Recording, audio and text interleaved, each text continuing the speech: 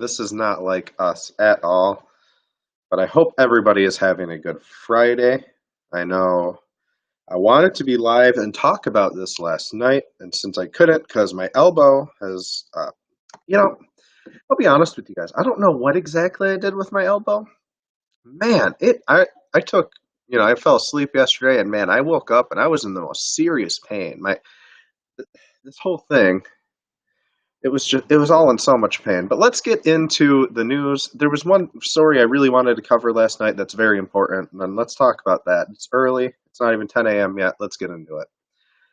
So on Sunday in Belarus, all right, so on Sunday in Belarus, police carried out mass arrests as tens of thousands of people gathered protesting, calling for the leader, Lukashenko, to step down.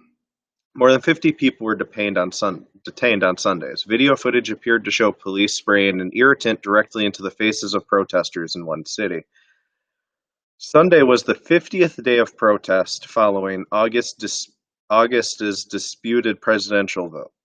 Earlier this week, Mr. Lukashenko held a secret inauguration, while his main rival for president, Selventa Tonkahesha, I don't know, and other key opposition figures are currently in self-imposed exile in neighboring countries, following a wave of arrest amid the unrest.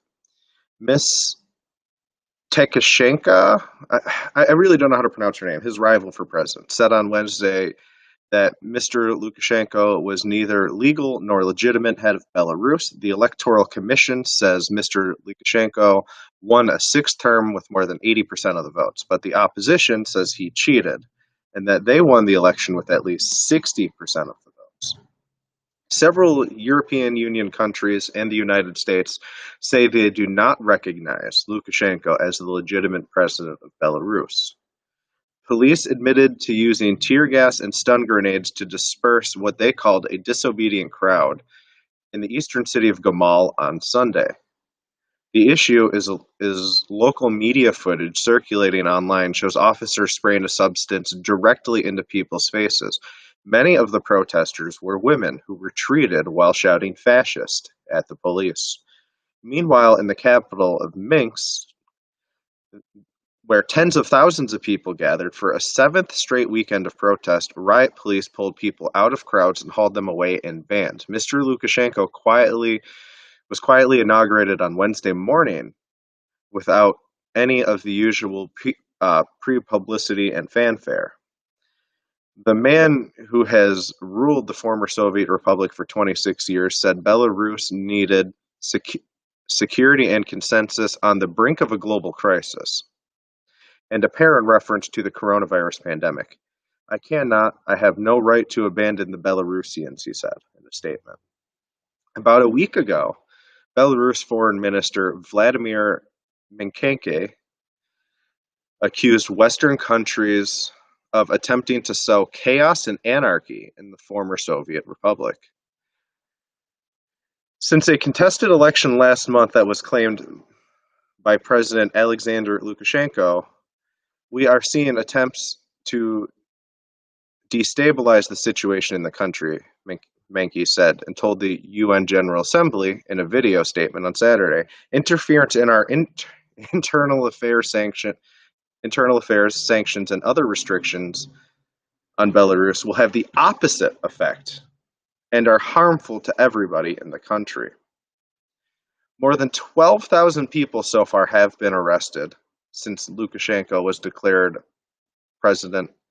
Those 12,000 people, of course, were arrested during protest opposing Lukashenko.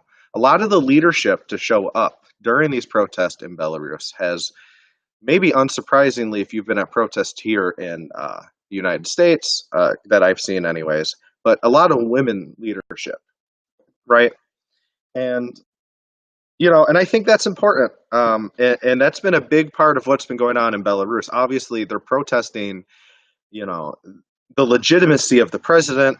They're also out there protesting the brutality the police have unleashed on these protesters. And there's one more piece of news we're going to get into. We have a bunch of stories for 10 p.m. But last night, it was broke that Hope Hicks had tested positive for COVID-19.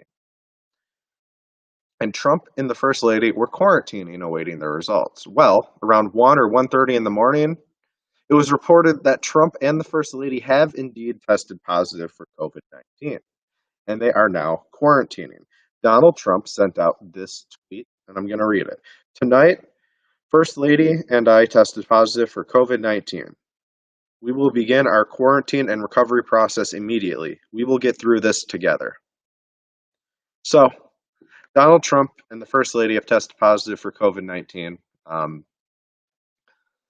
of course, Donald Trump has taken a lot of criticism due to his response to COVID-19. Hi, guys. Hi, guys.